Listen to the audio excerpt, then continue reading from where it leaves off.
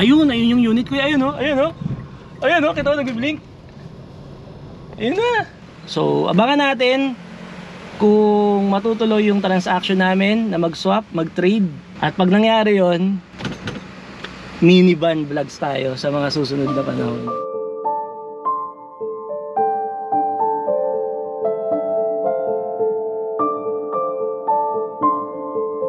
Ang dami naming pinagsamahan nito ni Nicky Mirage.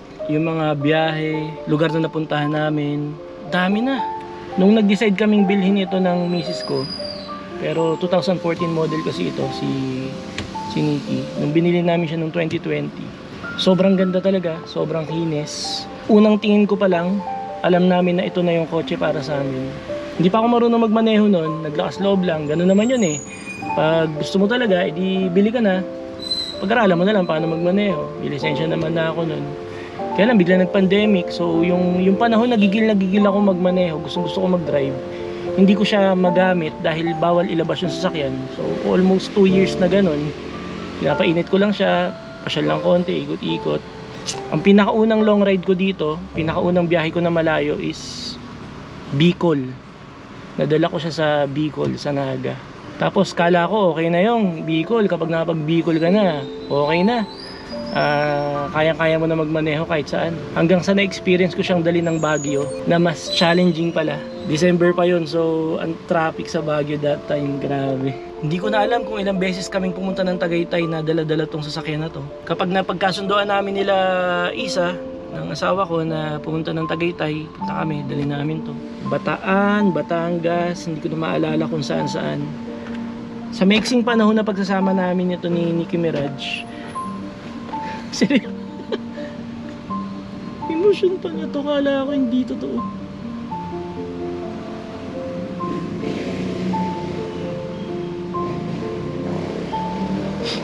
Sa mixing panahon na pagsasama namin ito ni Nicky, first car kasi namin to eh. Ang daming memories, sobrang daming memories.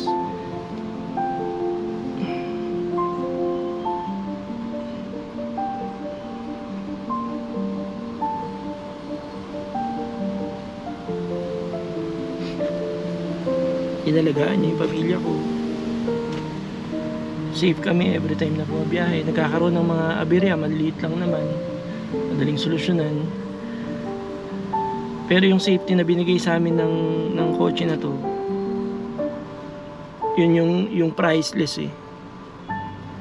Priceless. Kaya lang dadating talaga sa punto kasi na kailangan magbago. Kailangan magkaroon ng pagbabago. Yun yung pinaka-constant sa buhay. Yung change. Yun yung hindi natin mapipigilan. Matagal na akong kinukumbinse ng dalawang kaibigan ko na nagbablog gamit ang minivan. Si Mayor TV tsaka si Boy First Time. Na mag-minivan. Hindi ko naman masyadong pinapansin kasi wala, hindi ko alam, mahal ko tong sasakyan na to eh. Kaya lang, may mga lakad kasi kami na mag-anak na nabibitin ako sa kanya in terms of space. Halimbawa, dati kasi nung binili namin to, wala pa yung bunso ko, si Pink pa lang, maluwag kami. Dati si Pink, mag-isa siya dito sa likod, nakakahiga siya. Numating na si Scarlett, si Pink dito na sa harapan, tapos si Mami doon na sa likod kasi syempre may hawak na baby. Lumalaki na rin si Scarlett. Pag may pupuntahan kaming lugar, kailangan na magpahinga saglit, wala kaming matulugan kasi nga maliit yung space. Nung time na binili namin itong si Nicky, ay swak doon sa lifestyle na meron kami dahil 3 nga lang kami. Pero ngayon dahil 4 na kami, sumisikip na siya. Doon ko lalong napag-isip, lalo na nung last week yata or 2 weeks ago, nakasama ko si Mayor TV tsaka si Boy First Time. Pag minivan na rin daw ako. Yun na, nagsama-sama na sa utak ko yung sitwasyon. Tsaka yung pambubuyo ng dalawang influencers. At least kapag nag-minivan kami, malaking space sa likod, nabubuksan ng malaki yung dalawang pinto sa gilid, maraming space. Tapos meron kami kasing aso na hindi namin masama, si Yumi. Si Yumi ay isang corgi, medium size siya. So wala siyang pupwestuhan kasi dito. Medyo makulit 'yun. So kailangan niya ng space na safe siya at safe kami habang nasa loob ng sasakyan. So kapag naka-minivan na, may space siya sa likod. So ito na nga, ito yung gagawin natin, ito yung mission natin. Ilang gabi na akong di nagkatulog ng maayos, kakahanap ng minivan. So, pinost ko na rin itong kotse sa marketplace for sale. Maraming inquiry, sobrang dami. Wala pa lang talagang sobrang sure na buyer. May mga gustong gusto, pero kasi nagkaroon ako ng isang conversation dito sa isang seller ng Suzuki minivan DA17V na payag siya na mag-swap kami, then mag-a-add na lang ako ng konting cash. Pabor sa akin yon dahil kasi kapag nagsabay yung dalawang sasakyan, halimbawa bumili agad ako ng minivan, tapos nandito pa tong si Nikki, isa lang naman yung slot ko dito sa parking lot, dito sa pinagpepwestuhan niya. Although malaki yung space, isa lang yung pwede kong lagay na sasakyan. So pag dumating na yung minivan, pag nakabili ako agad ng minivan na nandito pa itong si Nikki, mamomroblema talaga ako sa pupwestuhan. So parang tinadhana, pag ang Diyos talaga ang kumilo sa mga hinihiling mo, nako, magiging smooth lahat yan eh. So kung ipagkakaloob ng Diyos ngayong araw na matuloy yung deal namin na mag-swap nitong sasakyan, kaya kung makikita nyo, medyo emotional ako kanina kasi pakiramdam ko, ito na lahat yung last na pagsasama namin ni Nikki. Huling pagtanggal ko ng cover, huling paghawak ko ng manibela, huling pagsasama namin ni Nikki, if ever na matuloy yung transaction namin. So, samahan nyo kami, hindi ko pa alam kung ano magiging ending nitong video na to, kung matutuloy ba yung transaction namin. Kasama ko yung kuya ko sa Bulacan, sa may bandang Marilao, may Kawayan lang yata. Taga dun yung may-ari ng van. So, syempre, pe-prepare ko ng konti, medyo madumi si Nikki. Bihira ako siya magamit, so naka-cover lang siya dito, naalikabukan, naulanan. So, ipapaka-wash natin para presentable naman pag hinarap natin dun sa kausap ko. So, abangan natin kung matutuloy yung transaction namin na mag-swap, mag-trade. At pag nangyari yon, minivan vlogs tayo sa mga susunod na panahon. Excited ako, sana excited din kayo. Samahan nyo ako dito sa journey ko na to. Tara. Yan, so magpapakarwash muna ako dito. Wash and go, baka naman pagdating sa akin ng minivan, baka pwede nyong hugasan. Huling car wash ni Nicki Minaj kung matutuloy ang swap. Yan, tapos na yung car wash. Presentable na si Nikki, hindi na siya madumi. Sana magustuhan to nung kausap natin para smooth lang yung maging transaction. Sunduin ko lang kuya ko, kunin ko yung papeles ng kotse sa bahay, and then yun, tuloy na kami. Kumain na lang ako kanina ng puto para hindi na magtagal sa bahay. Kasi yan, diretso na kami ng Bulacan. Yan, may biyahe pa kaming 18 minutes bago makarating doon sa lugar na pupuntahan natin. Kaya na nag-message kasi yung kausap ko na alis daw siya ng 3:30, tapos ang notaryo ay hanggang 3 PM lang. Ang oras ay 2:25 PM. Siyempre may testing pa kami niyan. Hindi ko alam kung aabot kami sa notaryo. Pag hindi naman kuya, pag hindi nakapag-notaryo, pwede naman sa ibang araw yung papeles, no? Yung kuya ko, na sinasabi ko sa inyo kanina, nakasama ko siya na nagmamaneho. Ayan, so siya yung titingin nung sasakyan, nung makina, yung pinaka-importante sa lahat, kung okay pa. Then kapag ginaw signal niya, go natin yan. Ayan, oh. Ang dami nang naka-minivan. Hindi, DA64V wagon, yan, van, ayan, DA64V. A little later. Ito na, Deca Homes may Kawayan. Yan. So dito natin ayun yung unit ko, ayun oh, kita ko nag-blink. Ayun na. Ganda dyan Ganda. Ay, malalaman natin. Okay, na ako. Sir, nagbablog ako. Okay lang, tamaan ka? Sige. Ayun. Alis, ako ko na. Sir. Sige. Pasensya na sa bala, silipin ko na. Oo. Yung may pangalan mo talaga yung nasa Facebook. Hindi. Sir Randall John po. Malamig Lakas Talaga? Dito pa, yung manto So, nandito kami sa ngayon, testing.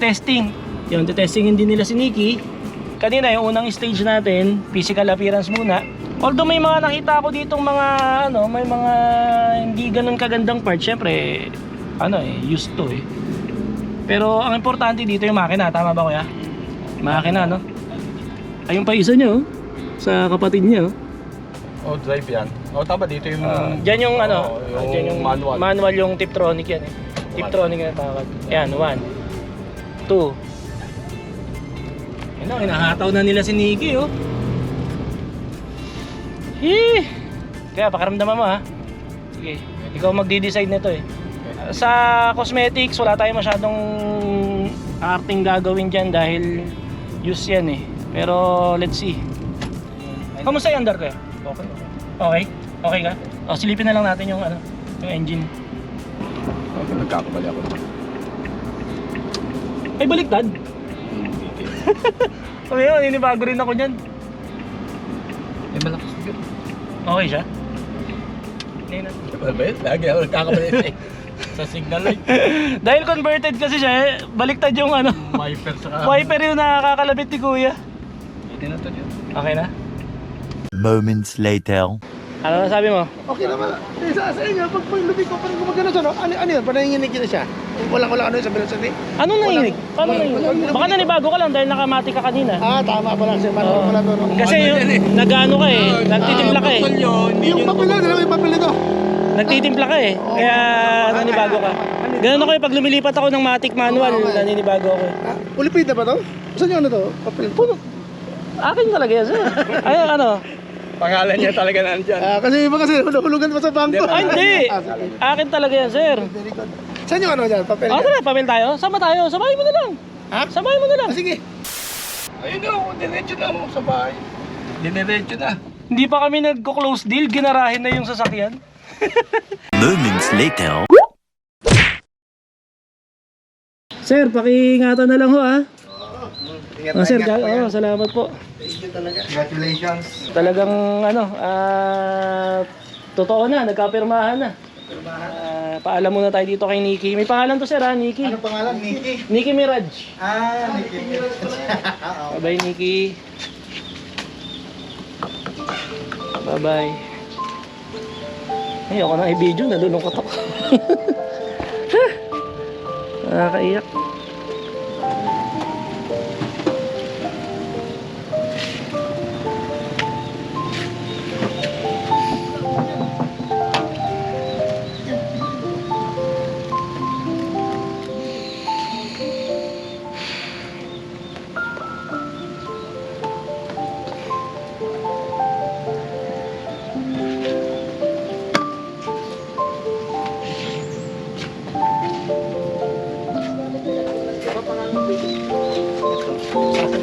Naman, no?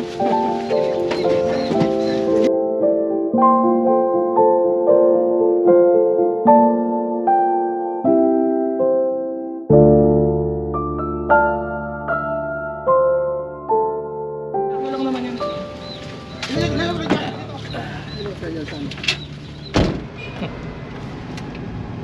Ito na. Ito na. Kuya, ano masasabi mo? Okay na okay po. Wala tayong comment. Maganda pa. Maganda pa kondisyon ng makina. Malakas umatak. Malakas matak. Pwedeng sa 4-wheel drive, pwedeng 2-wheel drive. Tama, yun siya. I-discuss ko lahat yan. Papakita ko sa inyo pag nag-van tour tayo. Pero sa ngayon, medyo bittersweet yung nararamdaman ko dahil syempre, nakipaghiwalay tayo dun sa sasakyan na una nating minahal.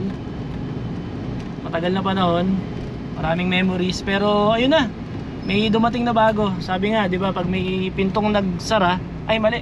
Pag may pintong nagsara, may bintanang bubukas.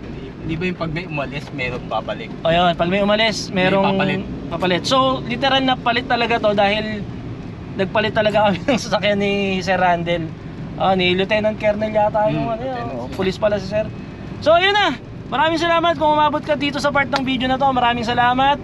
Abangan mo yung mga update. Abangan nyo yung mga update mga kaonista dito sa YouTube channel ko na mga gagawin natin dito sa minivan. Bibigyan natin ito ng pangalan at kung ano-ano pa hanggang lahat tayo makita natin yung mga mangyayari sa sasakyan na to, dito sa minivan na to. So yun lang, nood lang kayo, makikita nyo. Yan. nandito na lang muna. Enjoy lang muna namin to. Tapos kain lang muna kami. Tapos abangan nyo yung mga susunod na episode. Ayos. Thank you kaya, thank you. Thank you rin. Panginoon, ilayo niyo po, O Diyos, anumang disgrasya at kapahamakan ang sasakyang ito, O God. At naniniwala po kami, Panginoon, may enjoy nila ang sasakyang ito, Panginoon. Kaya we thank you, Lord. Wala po kaming ibang kayang sabihin, kundi salamat, salamat, salamat sa lahat ng inyong pabor sa buhay po ni John at ni Isa, O God. Kaya we honor you, O God. We honor you. In Jesus' name we pray.